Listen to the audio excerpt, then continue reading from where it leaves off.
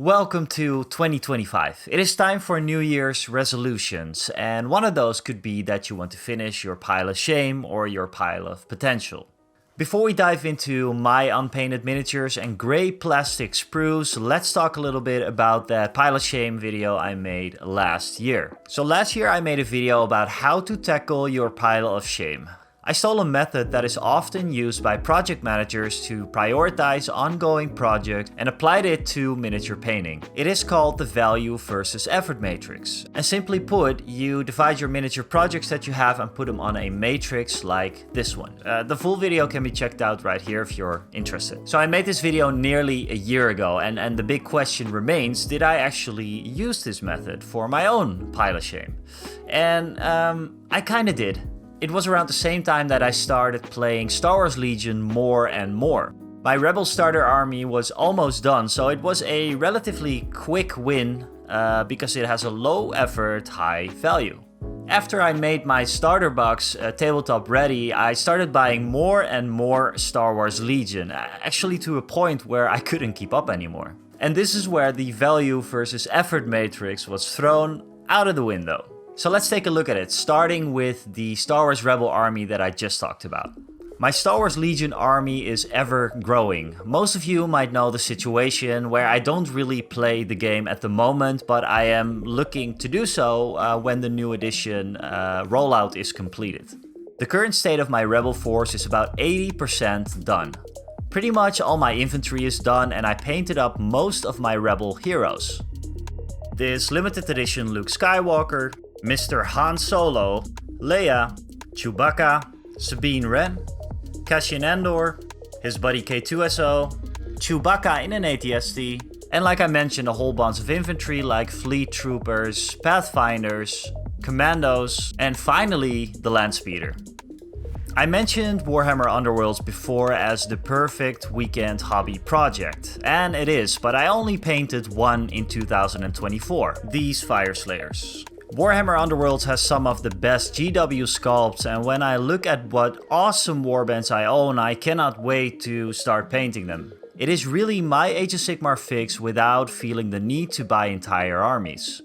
What also helps is that most of the warbands have very cool lore attached to them, and when I do decide to pick up the new edition, I have plenty of warbands to choose from. And then we have Warhammer 40k. Apart from some single units from other factions, I have two main armies. My AdMech are pretty much a quick win if we had to put them in the matrix. I have a few models to touch up and then the army is actually done. These guys have been the gateway to the hobby for me, but nearly 7 years later I still haven't finished them. So what am I waiting for? Well, I don't really play 40k right now, so the priority or the value in finishing these is pretty low to me at the moment. There's other more important projects that I want to finish first. Then again, I was just talking about fun weekend projects and this would definitely be it. Finally finishing my AdMech force, we'll see, hopefully in 2025. My other 40k army is the Leagues of Photon. I bought the Photon after everybody was pissed off because the Photon got destroyed in 10th edition 40k. I gladly took advantage of that situation by buying someone's half-assembled army box. I supplemented this with a combat patrol and a boarding patrol box, some loose units, and boom, we have a Photon army. Problem is that I don't like the paint scheme anymore. I was really excited about the paint scheme at first, but I kind of lost interest. Let me know in the comments below if you had something like this happen to you, that you're like midway through painting an army and all of a sudden you decide you're going to hate the paint scheme that you created. Now let's talk about my Warhammer Fantasy Dwarfs. Simply put, I haven't touched these since I started painting them on the stream. Which was also almost nearly a year ago. I had most of these dwarf models for nearly 20 years now, and just like with my AdMech, there is definitely value in finishing them, if only for nostalgia reasons. It is a small force, just 2 Battle for Skull Pass armies combined, so like with the AdMech, I just have to dedicate a weekend to finishing these guys. So what else is in my pile of shame? We have some Marvel Crisis Protocol models because I thought I was going to play the game, but then I didn't. Now with these models, I imagined that I would use my best painting skills for them, you know, to show off that I leveled up my painting game over the last year. But then I just didn't paint them. Something very similar happened to a box of Fallout Wasteland Warfare miniatures. I pre-ordered this Hollywood Heroes box, did an unboxing about it, and then they just laid in a box somewhere for the next 6 months. Until a longtime buddy of mine contacted me on WhatsApp and said like, okay, I had to look twice, but are you making YouTube content nowadays? We haven't seen each other in over 10 years, and while our paths haven't crossed in that time, apparently we started the same hobby, and he started collecting Fallout Wasteland Warfare. All the more reasons to paint up the Fallout Wasteland Warfare model soon and just play a game. It was a very cool surprise at the end of 2024. And now for Kill Team. God, I almost forgot about Kill Team. Kill Team is a big part of my pile of shame right now. I made a terrain video about how easy it is to paint up the Volcus terrain. The video can be checked out right there. But then I went to a board game expo and fell in love with a little game called, well, Moonstone. Kill Team kinda went to the sideline right there, but I am finishing this terrain as soon as possible. I still have a couple of kill teams to finish, but I don't see this as a burden, more something to look forward to. And that is really where a pile of shame transforms into a pile of potential. I like that I can take out a fresh box of kill team minis, assemble them and paint them up. I like that I have several Age of Sigmar Underworlds models hidden in old, out of production starter sets. A nightmare scenario would actually be waking up, realizing that I have no more unpainted miniatures left. Now before getting into the games that have top priority in my pile of potential right now, and before revealing that I got myself in quite a big project once again, I'd like to quickly mention a few games that are still in the pile somewhere. I'd love to paint them up. Honorable mentions, just because I like the word honorable mentions. My Blood Bowl starter box deserves more love. The entire game deserves more love on this channel this year. But I have a feeling that I don't have a lot of people interested in the game. If you feel differently, please let me know in the comments below and I'll consider making a video about it. I have a few Gunpla to finish. And in case you are sick of miniature hobby creators making videos about Gunpla, I regret to inform you that I'm going to make one as well. I have a bunch of 3D printed minis that I haven't gotten to painting up yet.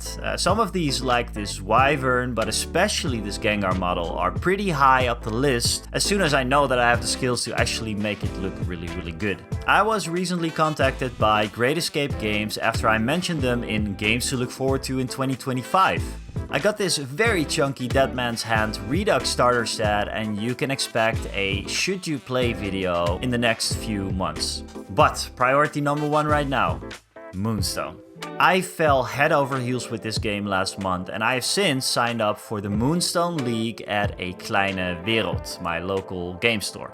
I've yet to paint these, but I did spend a lot of time on basing. And like promised, Moonstone content is coming to the channel very soon. I really believe this is one of the best games and best miniatures out there. So, we started off 2025 sensible, right? Never! Let's make poor decisions! Woo! Oh god. I've gotten myself in quite a project. I'm getting into bold action. Now how the hell did this happen? It wasn't even mentioned in my honorable mentions in the games to play in 2025. Well, you know what? I listened. I saw your comments. After watching a couple battle reports and watching Band of Brothers for like the 20th time, I was quite interested in the game. But when my buddy Rick contacted me that specific week saying, I am ready for bold action, I was sold. Even more so because he wanted to play the Germans so I could play the US. I decided to take the leap and got myself the US Airborne starter army, which I already assembled. In addition, I got the other US starter army because it comes with some handy units, a whole lot of infantry and a Sherman tank. In total, it is nearly 2,000 points of US army and it cost me under 150 euros.